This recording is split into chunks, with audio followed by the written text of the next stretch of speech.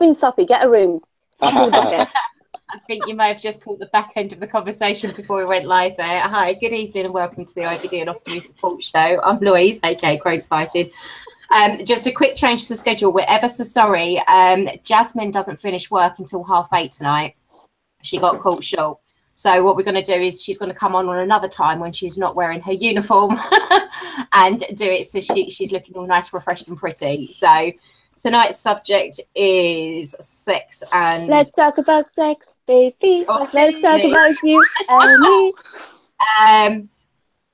Oh, God. I really don't want to do tonight. So what have I been up to this week? So in my personal life, I'm an accountant. So I have had work coming out of my butt this week. What else? Oh, yeah, I've been fielding messages all day today on top of doing my work. So we'll talk about that a bit later. I've been all right. Lost a little bit of weight. I've had my bloods back from the hospital. I'm currently classed as blood remission for Crohn's. So yay me. The vedolizumab is working. Yay. Might be causing other things, but it's working for that bit. Yay. That's what it's supposed to be working for. Yeah, so yay. So yeah, that's about it this week. Not up to much else. We're down in Cardiff, not next week, week after. And just to let you know, due to work schedules and all of us getting a bit overtired, the next 2 weeks we won't be having a live show, but there will be pre-recorded stuff going up over the next fortnight. We'll be doing a mashup of the last 30 odd shows that we have done. So we'll be doing bloopers. 30 shows, wow. Yeah, so yeah, we'll be doing bloopers of that. Things like my cat's jumping around in the background whilst on the show. Nat's dog, Knox going off for one. And things like Steffi and Rachel dropping their work stuff whilst on the show. You could do about 20 minutes of trains going past.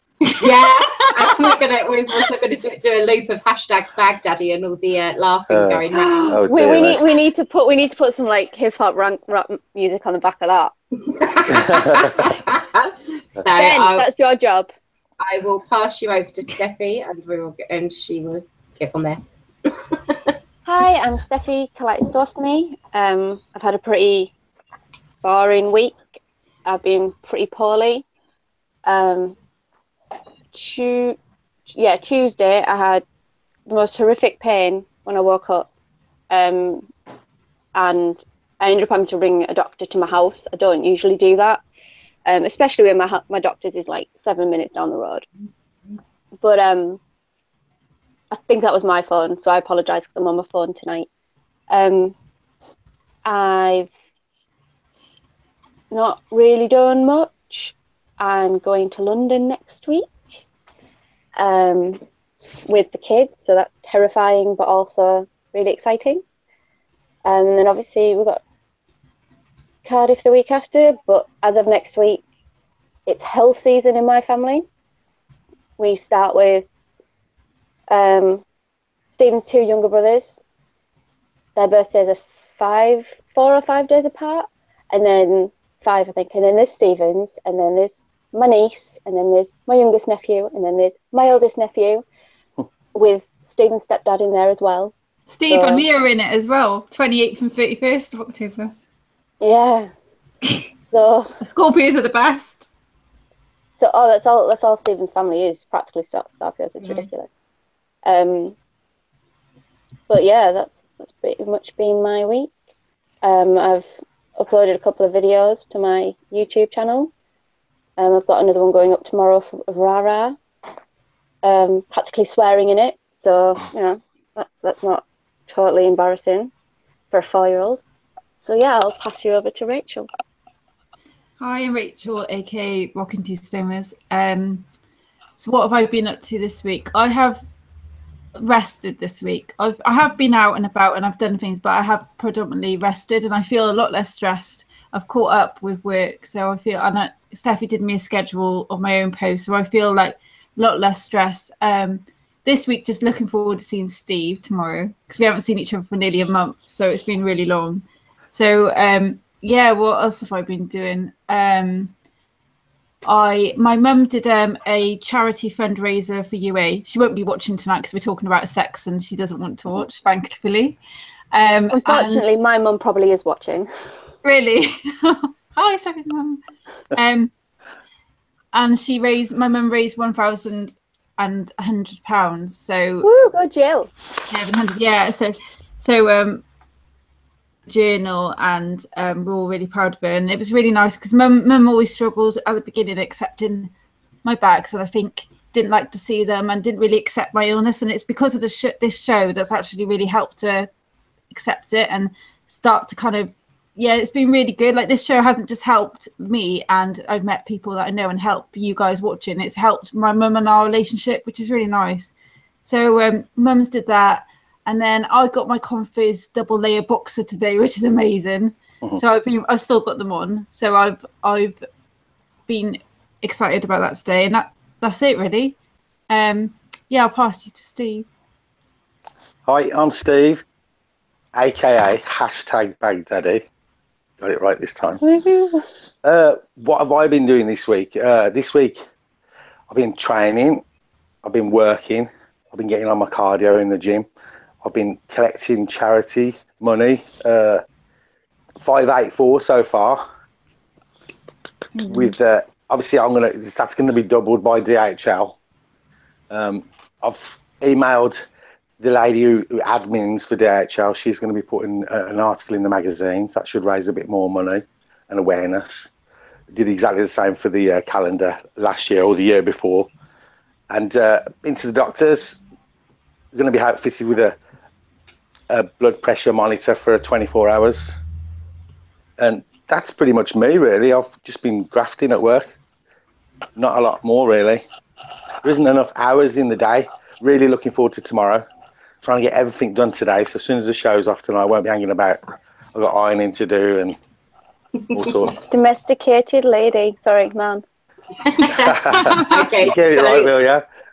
Yeah, a little bit of housekeeping before we go on. For those of you watching, to help support the show, if you could press the little red subscribe button, please, would be ever so grateful.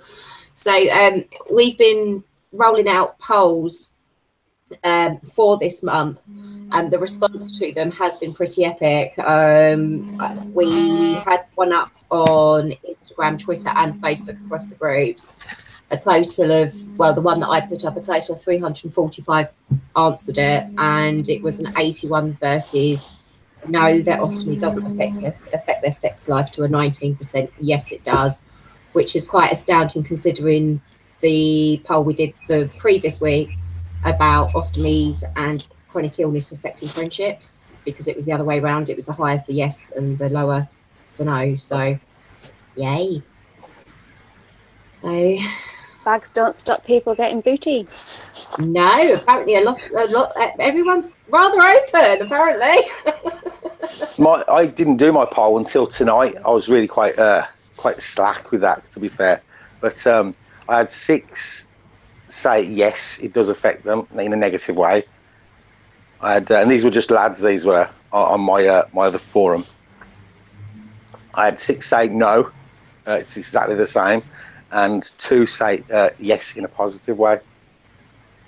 That's interesting. That should be 3 because I should tick that one as well. Do you know what? So go on, Stu, sorry. So that's pretty much it. That's quite a big poll for me in my lads forum, because they're quite quiet, to be fair. But fair play to them that they come out when they needed to. Well, some of the answers on Twitter, as open as they were, and as I did have a chuckle with them, they were pretty open and honest.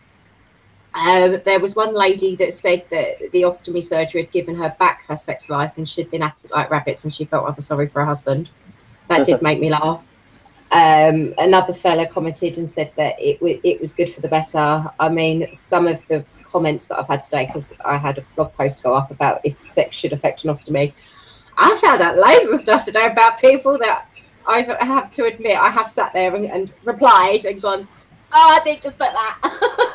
But yeah, there's a lot of people that it really doesn't affect, which is quite surprising. But I think that's because... That's a good thing, because a lot of people going into surgery are terrified of it. Like, for instance, if your preference is same sex, one of my friends, we all had J pouches around the same age. Now, we didn't know each other, and we all had it for ulcerative colitis. The boys had temporary stomas, and I didn't. No, wait, sorry. They had theirs at 14. I was supposed to have had mine at 14, and I just turned around and said no. I wanted to try the medication for as long as I could. And the lad up in Newcastle said that his surgeon turned around to him and said, "Let's hope you're not gay, because we don't think your rectum would take it." Which, to a 14-year-old, he said that was absolutely mortifying. But he said he was just lucky that he liked girls. So I know it can affect a lot of people if they have same sex. But there's loads of other ways you can be intimate without. If you have a Barbie butt, and it shouldn't really be that much of it. Shouldn't. If someone loves you or likes you enough, it shouldn't be the be all and end all. But it's just, I know a lot, and there's the whole recovery time after surgery. And that goes even if you have a C-section, because the amount of people that made lewd, snide little dirty comments to me before my daughter was born was disgusting. But I remember I had my stoma formed since being married to Stephen, and my J pouch was done when I was with my ex-partner, who I was with for 5 years. He didn't care, didn't bother him in the slightest. He said the bandages were pretty off-putting, which, let's face it, if you've got a nice 10-inch scar on your stomach and have a full-length bandage, I'm sure it was.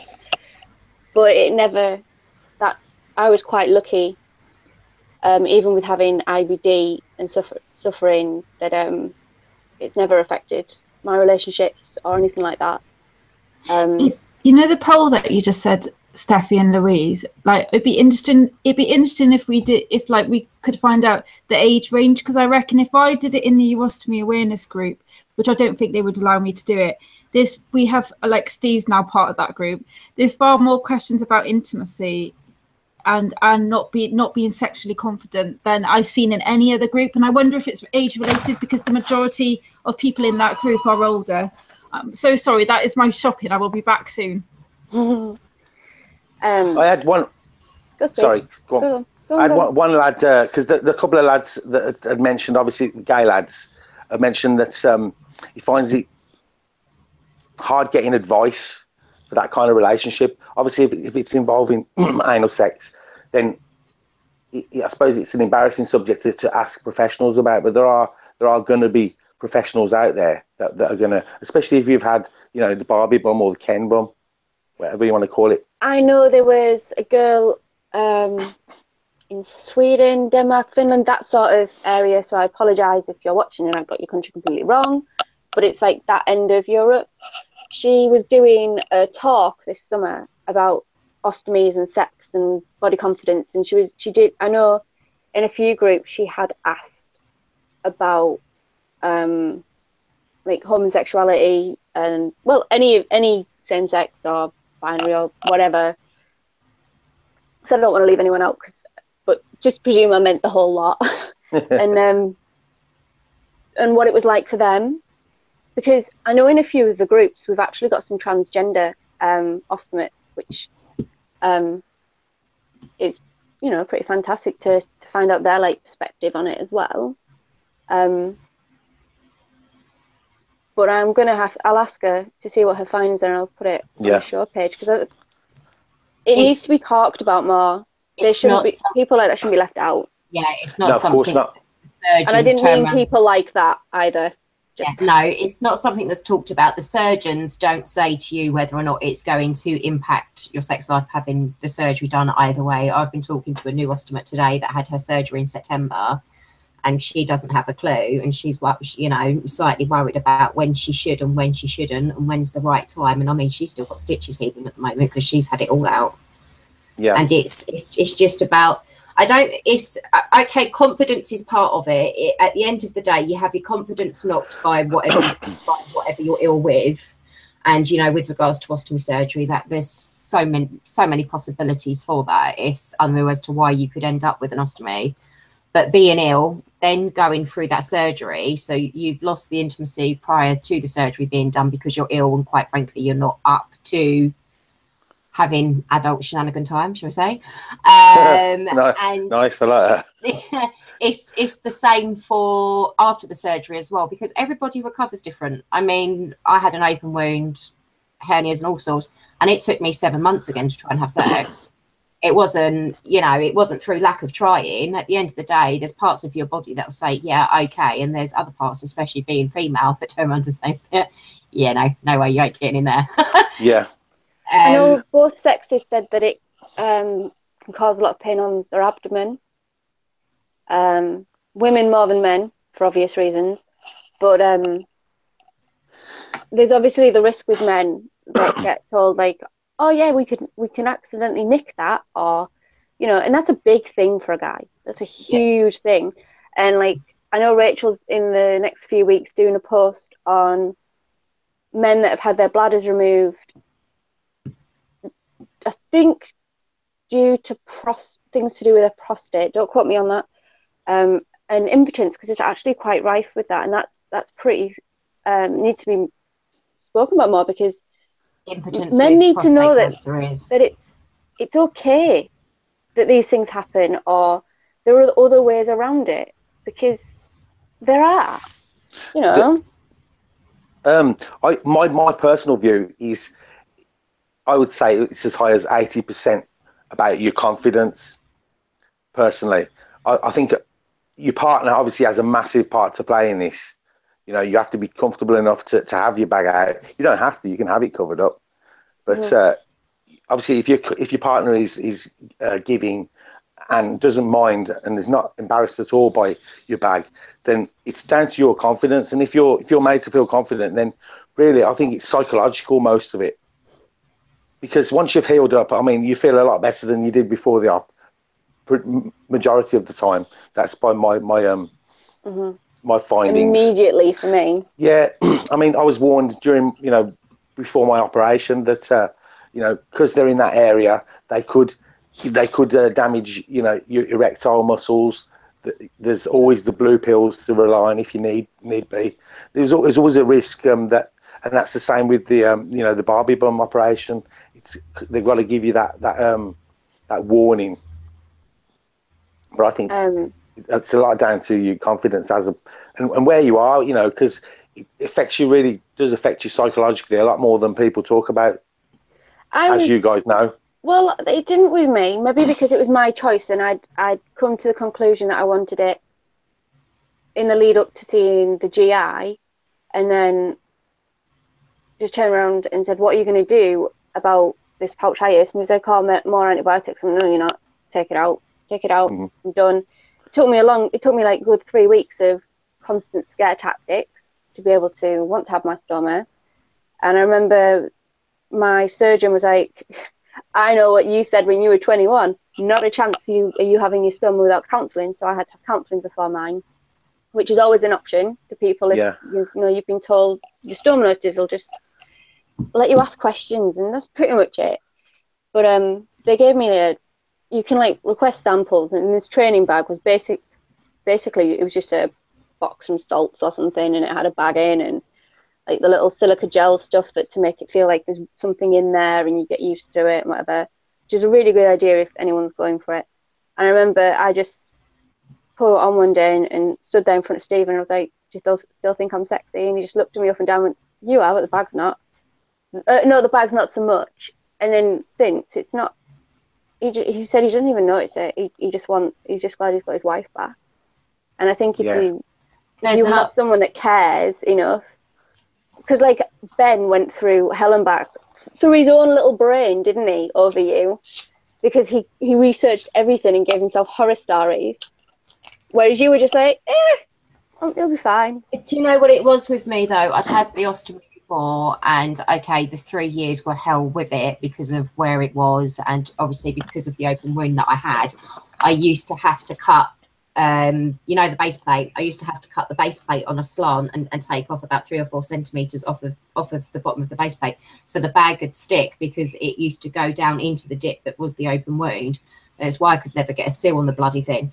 But I went through hell for the 3 years, and the stuff that I heard from my partners at the time, mates, with regards to the ostomy was quite frankly disgusting. It's probably one of the reasons why the relationship ended, being asked what it's like to sleep with somebody that's got a shit bag. Have you tried doing sex through the ostomy and stuff like that? And, you know, at the end of the day, some people are just assholes. I'm sorry, but they are. And the thing was, as much as I hated the ostomy at the time, it relieved most of my symptoms. So I didn't have the Crohn's symptoms. I didn't have the flare-ups. Every time, then they reconnected me back, and I had the permanent diarrhea for 4 years. So I don't know what's worse, having an ostomy for life and risking the bag coming off, which has happened, or the other bits and pieces that I put into the blog post. At least I'm not experiencing the pain that I was experiencing beforehand, because of the scar tissue is another factor as well with sex, a very big factor, and I think more so for the females than the men, because of where you've had the surgery done and because of where the scar tissue tends to congregate. It makes things incredibly painful. So when you've had the surgery done and you've had most of that scar tissue and the adhesions removed, it's not as painful as what it was before. I mean, there's certain stuff that I struggle with. Yeah, my cat's going underneath the curtain again. You know, it's difficult. I mean, there's stuff that I struggle with, don't get me wrong. You know, positions from behind, I think, is more common for females, isn't it, to struggle with, due to the scar tissue and what you've had removed, because things tend to change, especially if you've had a total colectomy as well and you've got the Barbie butt. Things happen, your pelvic floor can drop. You know, there's so much that can happen with regards to the remit of that op, because your anatomy's changed on the inside, stuff drops down. So that changes, you know, your anatomy a little bit, to how you may proceed with the sexual encounters. But there are ways around it. You know, as laughing and joking today with regards to the softly approach, or hammer and tong approach, or, you know, what people are into, and this person's a bit shorter because of the op that they've had. It's, you know, intimacy means a lot with regards to the people that are in relationships. And my face and my chest is going redder as I'm speaking, isn't it? But, you know, intimacy counts for a lot. It's not all about getting to the end goal. There's things that you can do that don't involve having intimacy. Can be candles, wine, food, hugs, kisses. It doesn't just being comfortable with somebody enough to share your insecurities is intimacy. It's not just jumping someone's bones. And I was hoping I was going to get a reaction from Louise, and she didn't. But I was mentioning while you were off, Rachel, about the men with the impotency side. Yeah. I obviously could only remember bits. So could you go into a bit more detail? Yeah, so I'm going to write a blog post about men and intimacy. So most people that have had a urostomy have whether it's for cancer or not, and if you're a male, will have the prostate removed in every case.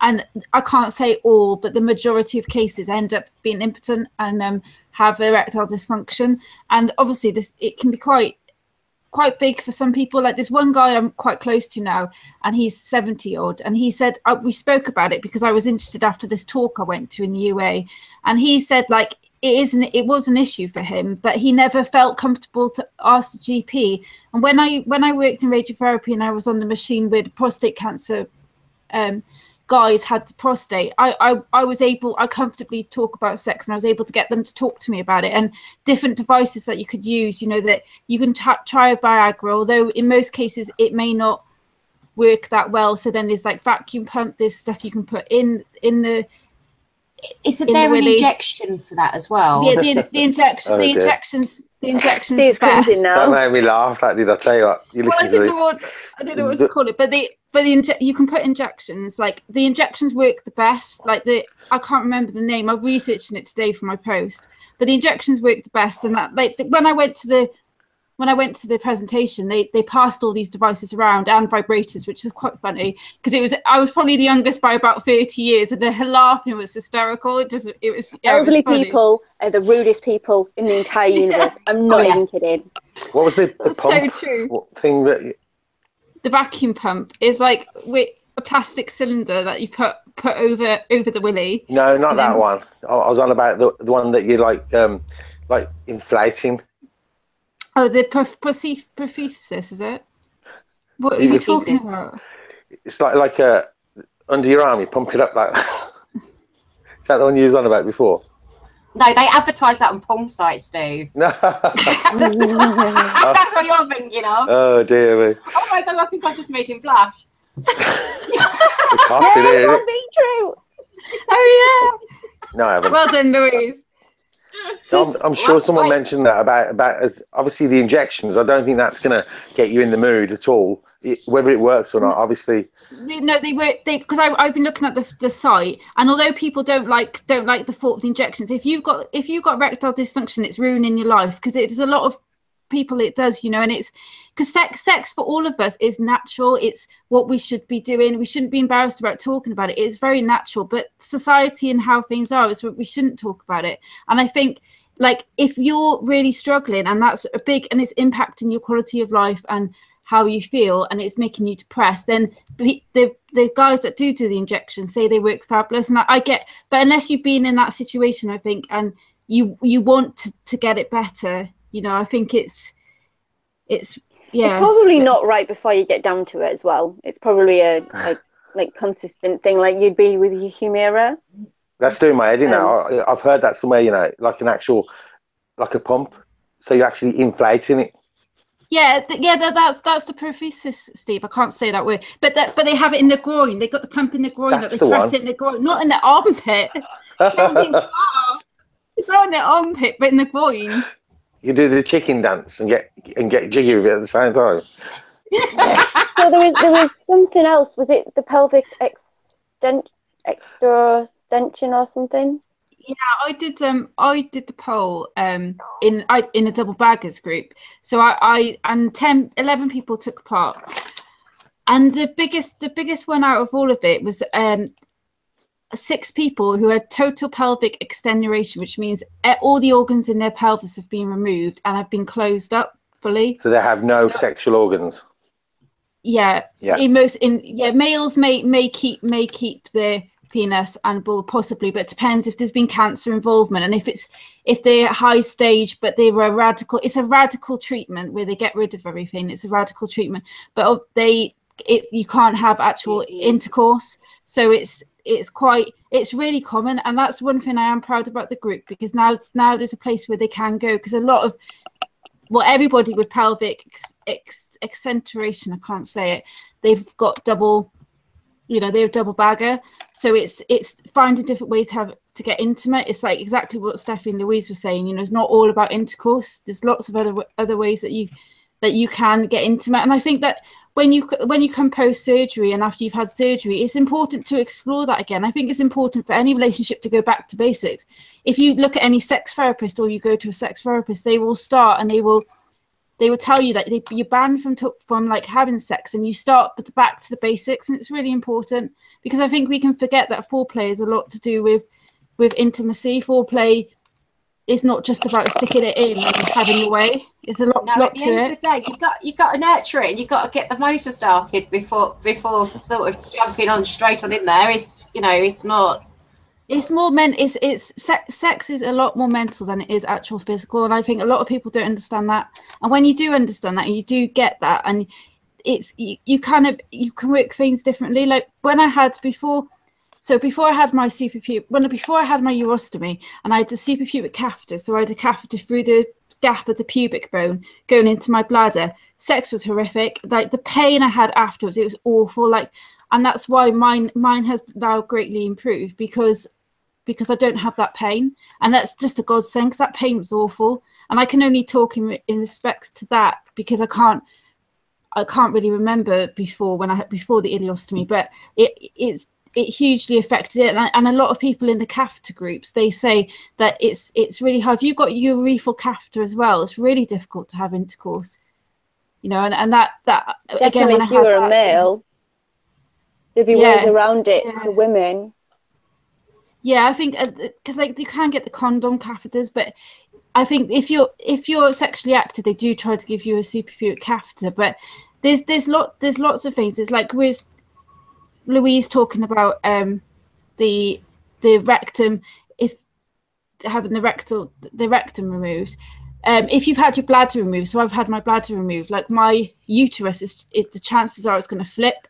I had the option of having it removed, but for some reason, even though they told me I couldn't have kids, I didn't want it removed, and I wish I changed my mind now. But the chances are that mine's going to flip, and then it could prolapse and cause more problems. But I have noticed that face down has changed. Regardless of whether you want children or not, let alone being told you can or you can't. There's plenty of women that don't want them. I didn't until I got with Stephen. And I think having your uterus and womb, is that the same thing? It probably is. My woman, I don't even know. Yeah. But having that removed takes more femininity away from you than having your breasts removed, because obviously you can have like the mastectomy bras. You know, there's lots of women that don't even care. They're just like, I've had this. I think with regards to having the uterus and that taken out, that is the main part that plays with that deals with our hormones. So if you're having your uterus and your womb removed, especially if you're having that done at a young age. But if you're leaving your ovaries, then it shouldn't affect the hormones, I don't think, because it's moving the uterus, not the ovary. Because mostly in a hysterectomy, they normally leave the ovaries so that you don't go into menopause. But I don't think it affects the hormones if it's just the uterus. I'm not sure. I have to check that. But if it's just the uterus, I don't think it would affect the hormones because the ovaries are still in place. That's what they were going to do with me, is just remove the uterus. But I just couldn't.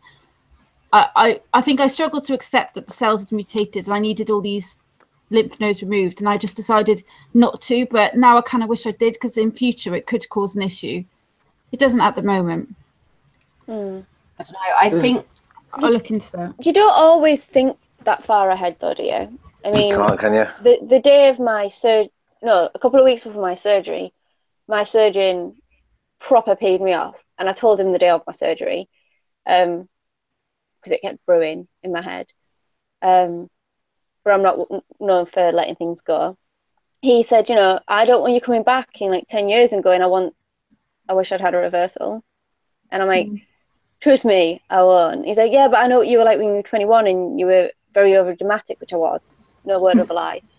And then when on the day of my surgery, because I was like, I can't have him do it and go through with it if I'm feeling like this with him. And I told him, he just turned around and went, I'm so sorry it came out like that. It wasn't supposed to come out like that. He's like, you don't understand how many people say, oh, I want a permanent one, and then have a horrific time and want it reversed, and they can't, because if it's permanent, it's permanent. But you don't always think that far ahead. But I think for being sick for so long, for me, it was the best option. It was going to give me the chance to be a wife again and a mum. And like, a lot of people don't understand that after childbirth with an ostomy, obviously mine was C-section, the pain is horrific when you try and have intercourse. It's horrible, because your bowel's trying to fall back into place as your womb's shrinking and everything. And then I didn't have sex for 7 months after my C-section, so I've never experienced that firsthand. But it was can I ask horrible. You know what? The reason for a prostate being removed, would it be mainly down to cancer? Do they mess with the prostate when they remove your rectum? It's a bit of both. Rachel's been helping me with something, and Rachel's doing her impotence post as well about that. But what it tends to be is 9 times out of 10. It's not so much the cancer. It depends on the treatment that they've had done, and it's normally the radiation therapy that leads on to the reason for needing an ostomy more than the actual tumours or the actual cancer itself. We've had a lot of men talk about they've had a temporary stoma just in case they want to have children in the future. And the same with women. I've got a lot of female friends with stomas that've got a temporary stoma, and they've said that if they had a permanent one, they'd have to have their eggs frozen, which isn't obviously something I had told. My surgeon just told me that they don't know what happens once surgery's done. They can only know what's happening while surgery happens. So obviously, you know, scar tissue, adhesion, things growing, like the scars knitting stuff together, etc. But a lot of, I think, unless everything goes okay during your surgery and there aren't other normal complications that you could have had, like, I don't know if you're a guy, low sperm count or lazy fertility cycles for women, etc., then there's no real reason not to be able to have children. But I know it's a massive thing for a lot of people to whether they get a permanent stoma or a temporary one. Yeah, but how many people? I've also noticed that is quite a few doctors keep giving different advice, because some people come to me saying with a not a urostomy, other one, ileostomy, I think, that they can't have kids, and I kind of said, but what's the reasoning for? And I know it's individual to the person, but I do think that different consultants give different information, which isn't necessarily correct, because I don't know, it's just what I've noticed just from different people coming to me saying that they've said that, you know, my surgeon says I can't try, but when you actually ask, it's sort of nothing more different than, say, Steffi, you know, with the practice. I think it's a myth more than anything with regards to having a permanent stoma either way, that you can't have any more children. I mean, I know that for a fact. I mean, I can't have any more children, but that is purely down to what's happened, not because of my Crohn's. It's literally because of an inept surgeon decided to cock everything up and cut it all the wrong way, so I'm at risk of uterine rupture. But when I was discussing my permanent stoma surgery last year, so when I went in to go and see the consultant and everything else, they sent me to see the obs and gynae team prior to having the op done, and they said to me there's no reason why I couldn't have a pregnancy with a permanent ileostomy, and that in some cases, especially within the IBD groups, that having a permanent ostomy or having an ostomy is safer for us when we're pregnant than what it is if we're all together, because obviously within the IBD we run the risk of bowel perforation, sepsis, tearing. So having going back to having an ostomy and pregnancy is much easier than having a pouch and having a pregnancy. The myth of this, you can't get pregnant, or you have a 25% chance of your fertility dropping anytime you have pelvic surgery. That is what I've been told. And at the time when I was 21, I was like, I don't care, I don't want kids. And obviously now I've got 2, and I've had 4 pelvic surgeries. And there's the more women that have pregnancies, or the more dads that are, you know, impregnating their ladies, should I say, then that myth will get dispelled. Because I mean, my surgeon was like, we'll just have to see. And there's women in Russia at the moment talking to me. There was a girl that was pregnant at the same time as me. Her little girl was born a week or 2 after Jacob was. She's in Australia. Lauren from Purple Wings and Sam, the treasurer, they were both pregnant with stomas. So as long as nothing goes wrong and you haven't had any other issues, there's no reason to. And it's the same with sex. As long as you don't have any other extenuating issues and they haven't cocked up during surgery, because these things happen, as much as they're the experts and awesome, the surgeons, because let's face it, you've got to be really intelligent to be a surgeon. Surely there'd be a little bit more room in the womb as well, or is that just a stupid male comment? No, that's just that's bull for the myth, that one. I remember saying to my nana just before my first surgery, I was like, oh, I'm going to lose so much weight. And she was like, what do you mean? I'm like, well, they're going to take all that bowel out and all that constipation. I'm like, I'm going to lose like a stone. She's like, I don't think it weighs that much. I'm like, damn it, I want to lose like lots of weight. But yeah, no, it's a misconception, totally. Now I had a chap. Sorry, I had just one more thing. I had a chap say he doesn't like making love with the bag on. He puts a plug in. He said he kind of kills the mood when he has to stop and do it. Now I'm assuming that that's a colostomy and not an ileostomy. Yeah. Would I be right in? Okay. Yeah.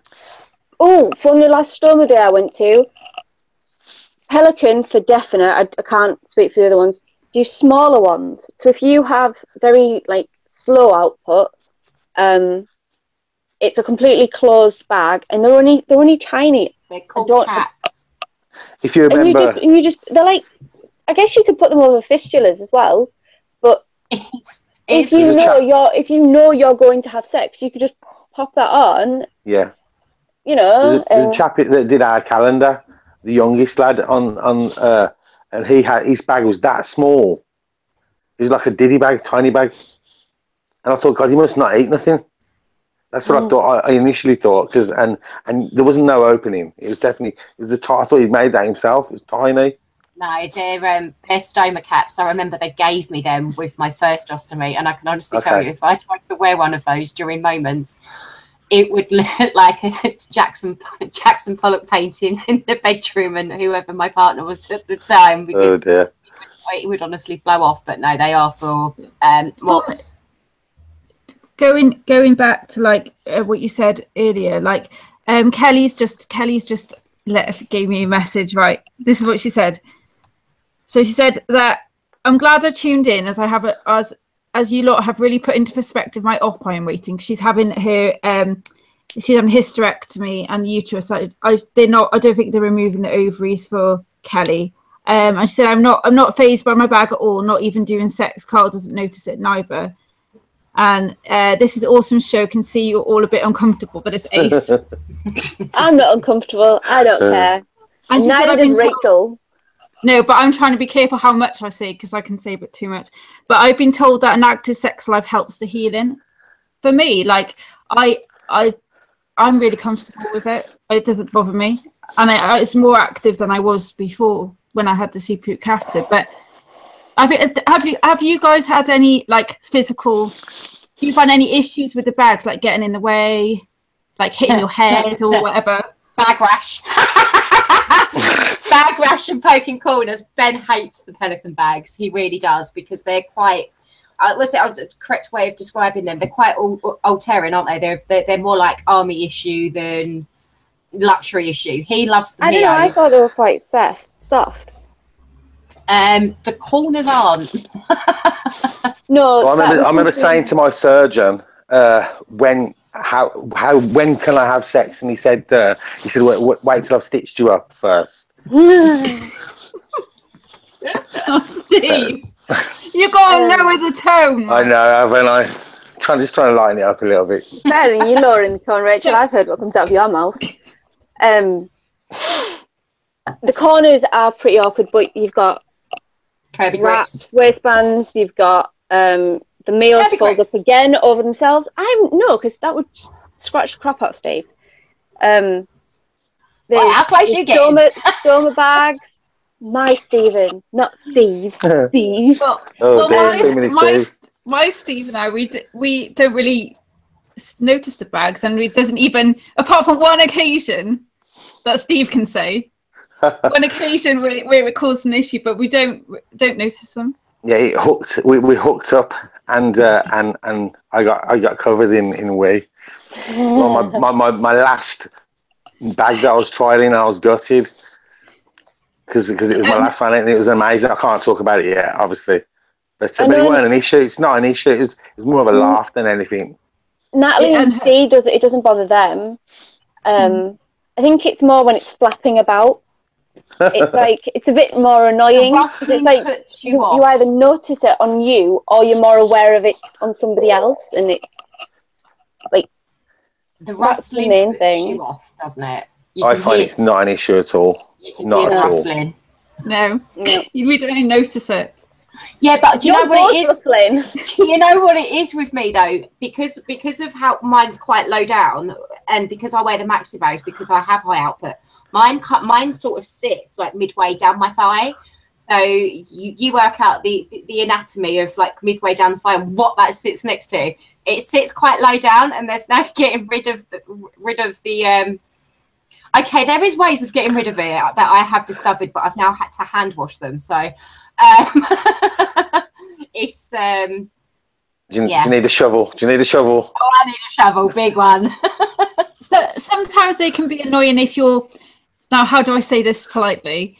If you're in that area, your head in an area where they can get in the way, and I think it's just being when you've got somebody that understands you, got somebody that loves you, who gets it. then it's kind of you work like I watched vegan ostomy. Yeah, I watched his sex intimacy video with 2 other advocates. It was really good, and like he basically said, like, you know, when it's about, oh no, actually, sorry, it's this case. I did a case study. There was a trial in 2017 about sexual performance and reproductive health of patients with an ostomy, and it was a qualitative study. And basically, in that, they said that patients and their partners get over it, and they find ways to cope, like either use a wrap or don't, or you work around it. And I think it's about exploring with your partner what works and doesn't work, whether it makes a noise, you laugh at it. If it makes a gurgly noise, you laugh at it. Oh, you don't want to be laughed at though when you're in that position. No, but if it, like for me, if it makes a noise, I have to laugh. I would never have been able to if I didn't feel as comfortable as I do with Stephen. But with us, it's mainly just been the scratching at the bottom of the bag. Even so, like, bag covers are great for that. Well, at least we get an option. Well, not an option, but we're almost forced to wear more sexy clothes than I think the average person without a stoma bag. Because I'm sure lots of us wear more intimate, like, sexy clothing than say without a bag, because if you want to cover them up or not. Whereas I wore a wrap one day, and Steve said he'd rather see my stomach. He loves my stomach, so I don't wear the wrap anymore. So yeah, and I wore it all the time with my ex. What I've discovered more than anything, I think more so when I did my order with Jasmine, because I got the Goliath set, but I'd also ordered something else. But the knickers that I originally ordered were more, I know what you've ordered. Yeah, they were more like the shorts, but the other ones that Jasmine sent me as a different alternative, it has a part in like the crotch area.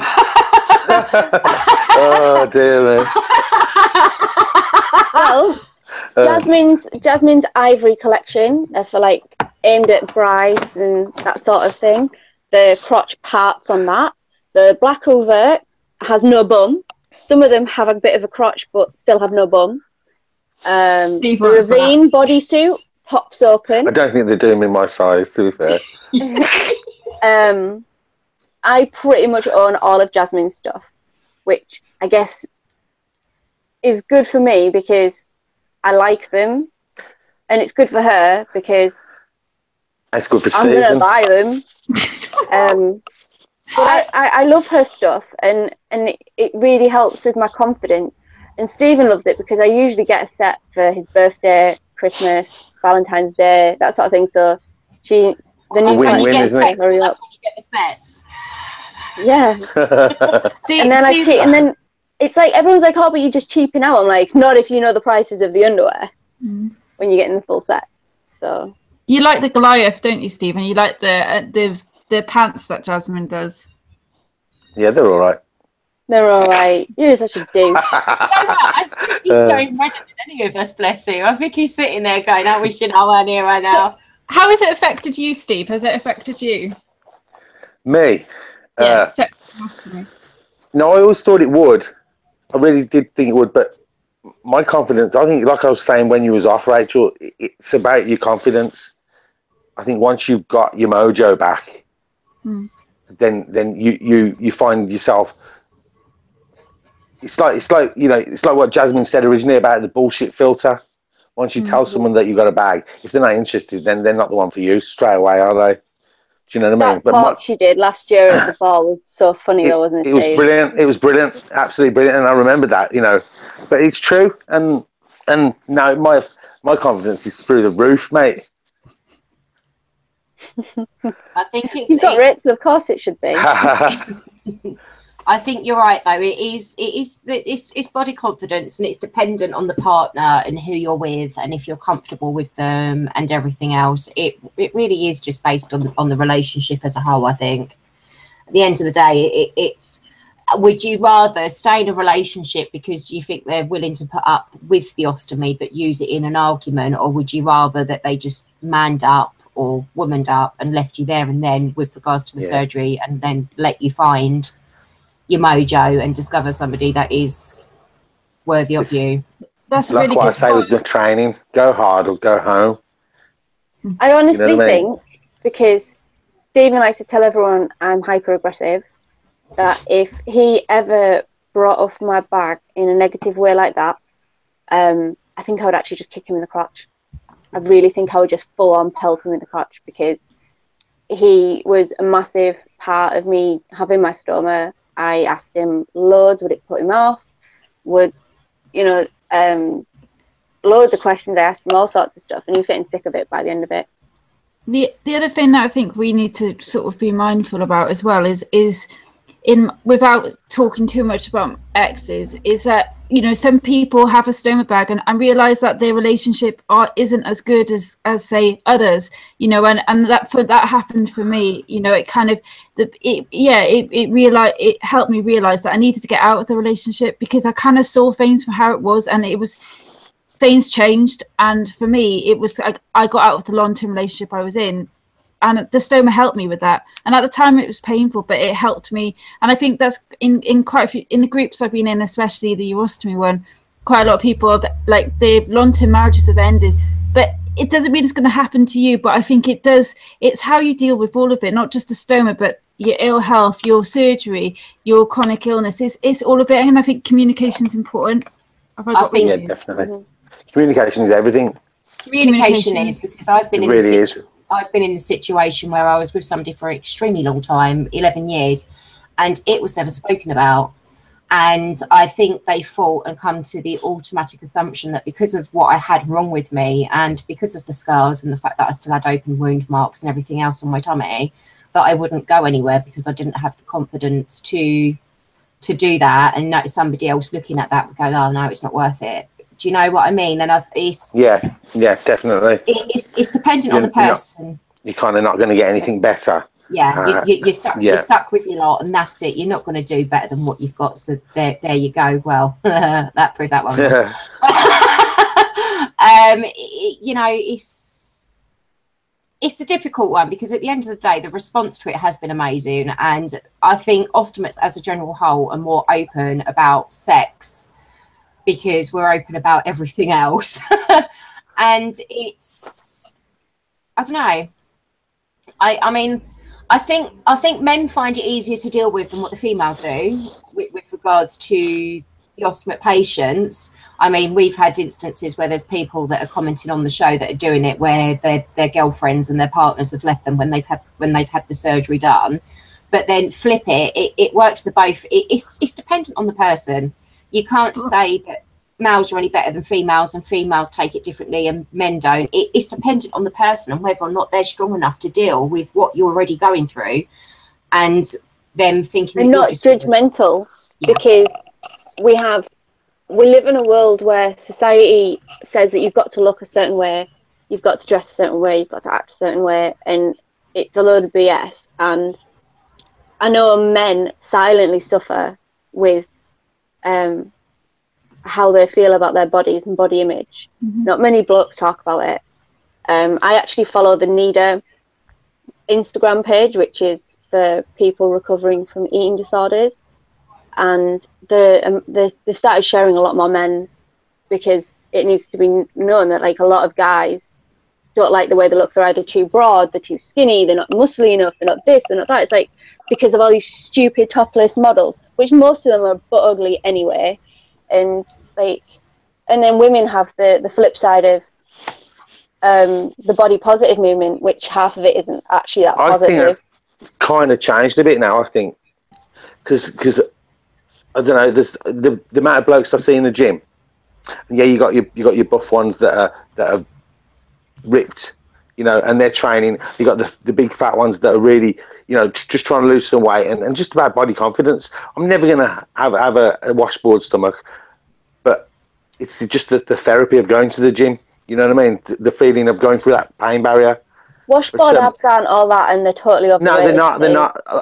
It's really about. I think that attitude's kind of changed with the adverts and stuff. I think we'd all love to have the perfect body, but are you ever going to be happy with the perfect body? There's always going to be something you're not happy about. The perfect body is? The perfect body is, for starters, your body, because it's your soul's home and all that crap. But it's Stephen's body for me is perfect because I like it. And see, it's about confidence again. You could be. I don't have any body confidence, but not because of my stoma. It's got nothing I saw a to do with chap my stoma. running. Like I said, I saw a chap running on the beach, and he was chasing his kids, and he had a big belly on him. But you know what? He didn't give a toss, and he looked far more comfortable than the chap that was holding his tummy in, walking, trying to tense all his muscles. You know, he was comfortable within himself, and that, in effect, is attractiveness. Mm-hmm. That's the way I see it. Something that I've noticed is that, you know, from people I've been supporting, and I think mainly with urostomy, that are guys, they have an issue with sex and the pouch. You know, they really, you know, I know Jasmine's thinking about going into men's area, you know, men's thing, but they have a big issue about, and quite upset that there isn't many sexy male underwear that there are for women. And I find quite a lot of people sort of, they struggle with it. You know, that's just the people I've been supporting, and I've noticed it's quite, I know your figures didn't show that, the poll, Steve, but, you know, I just wonder the people that don't answer, whether, you know, there isn't much out there. I know Jasmine's thinking about it. There's not a lot out there for men at all. I've had a few men comment today and say that, you know, with regards, they've got vests, a support belt, you know, boxers, unless you've got a handy popper down the front of them, isn't exactly something that's going to keep the bag in place. And the other one people were saying, that the men were saying about the stealth belts. But I can imagine that probably ruins the mood as much as other bits and pieces, because it's something that is there, if that makes any sense. I think a lot of the time it's more, it ruins the spontaneity if you think, oh, I'm going to put that on just for my own peace of mind. A lot of people with ostomy tend to feel like they've lost the spontaneity.